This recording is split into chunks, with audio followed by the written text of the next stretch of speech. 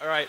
Now, before we get to the fun stuff, I have an important announcement to make. My initiative to help white men further their education is now accepting applications.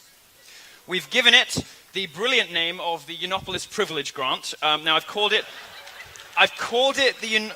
this isn't a joke. This is a real thing. This is an actual charity I set up. It started as a joke.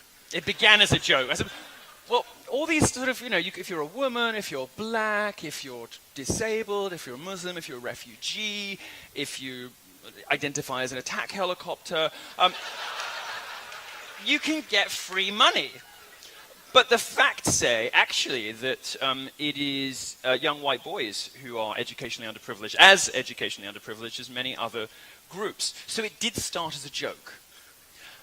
But nobody can resist the truth wrapped in a good joke, and there's nothing better than doing good while annoying the left. It is my favorite thing.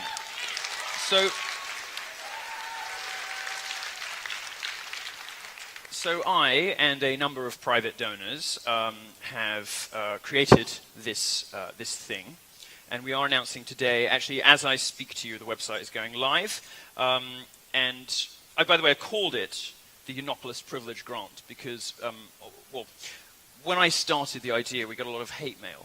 And I thought, well, progressives are not only too stupid to spell Yiannopoulos, but too lazy to look it up. So when we added the Yiannopoulos in there, it cut the abuse in our email accounts by about 97%. Now, as of this second, the website is live. You can apply at privilegegrant.com. My goal is to help more men, no matter what their major or political opinions, reach their educational goals. You can even major in gender studies. I don't care. I mean, I care, but you'll still get the money. I just reserve the right to go into the database, see what people majored in, and laugh at you in public. Our pilot grant program, just to make sure that everything is working and operational, will begin with 10 students. We're going to give $2,500. It's not the biggest grant in the world, but it is by no means the smallest. We're going to give $2,500 to 10 students. It will be paid directly to your college or university, so you can't spend it on coke and hookers. Sorry, the lawyer said I had to. And the grant is open to US citizens attending a 2-year community college or a 4-year college or university course. So if you're at community college doing a thoroughly respectable real trade, rather than wasting your life on a subject ending in studies. Anyone here doing a subject ending in studies? Good, no, thoroughly sensible audience. You're all doing engineering and maths, great. Give yourselves a round of applause. Anyway. The most important details are the dates. Submissions, applications open today, January 31st, and they close February the 14th, Valentine's Day, which is the day that fat people stock up on razor blades.